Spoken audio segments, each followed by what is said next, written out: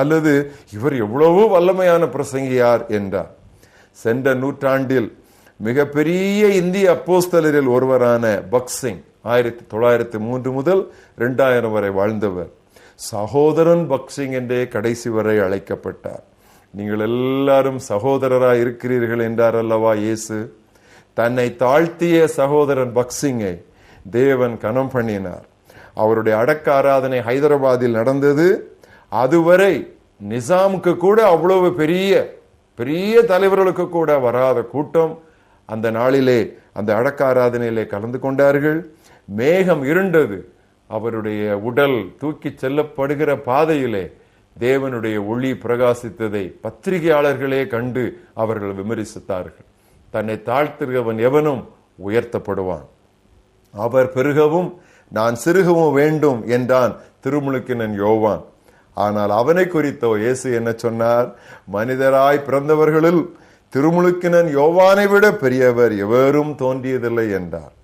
உண்மையானதும் உருப்படுவதும் ஆண்டவரிடமிருந்து வருகிற பாராட்டுதலும் புகழுமே.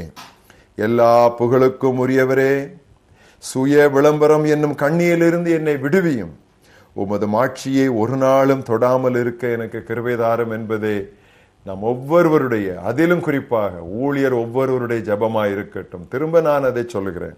எல்லா புகழுக்கும் உரியவரே, சுய விளம்பரம் என்னும் கண்ணியிலிருந்து என்னை விடுவியும், உமது மாட்சியை ஒரு நாளும் தொடாமல் இருக்க எனக்கு கிருபை தாரும்.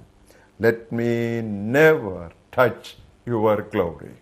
உள்ளதை உள்ளதென்றும் இல்லாததை இல்லாததென்றும் சொல்லுங்கள்.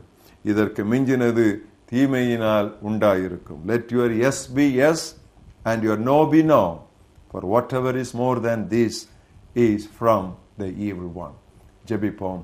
எங்கள் மகாபெரிய தேவனே, மிகைப்படுத்தி கூறி திரித்து கூறி மனதில் ஒன்றை நினைத்து வேறொன்றை சொல்லி மக்கள் மனதில் இன்னொன்றை பதித்து இப்படியாக குல்மால் பள்ளி கொண்டிருக்கிற எங்களுடைய கிறிஸ்தவ ஊழிய கலாச்சாரத்திலிருந்து நாங்கள் ஒவ்வொருவரும் விடுபட நீர் எங்களுக்கு உதவி செய்ய வேண்டும் என்று நாங்கள் செபிக்கிறோம். உமது நாமம் பரிசுத்தப்படுவதாக, எல்லா துதியும் கனமும் மகிமையும் உமக்கே உண்டாவதாக. எங்களை மறைத்து உம்மை வெளிப்படுத்த உதவி தாரும். நாங்கள் சிறுகி குறுகி நீர் பெருகி நீர் மகிமைப்பட வேண்டும் என்று ஜெபிக்கிறோம்.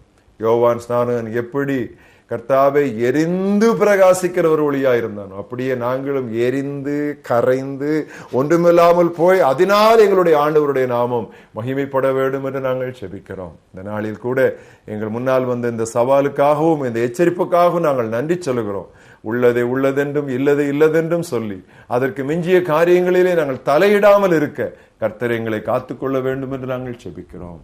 சத்தியமானவரே, சத்தியத்திற்காக சாட்சி கொடுக்க வந்தேன் என்று சொன்னவரே, சத்திய ஆவியானவரே, கர்த்தாவே எங்களுடைய வாழ்க்கை உச்சந்தலி முதல் உள்ளங்கால் வரை சத்தியமாகவே இருக்க எங்களுடைய வார்த்தைகள், எங்களுடைய ஊழியம், எங்களுடைய திருப்பணிகள், நாங்கள் எழுதுகிற காரியங்கள், எங்களுடைய பத்திரிகைகள் எல்லாம் truth and nothing but the truth என்று இருக்கத்தக்கதாக நீர் எங்களுக்கு உதவி செய்வீராக.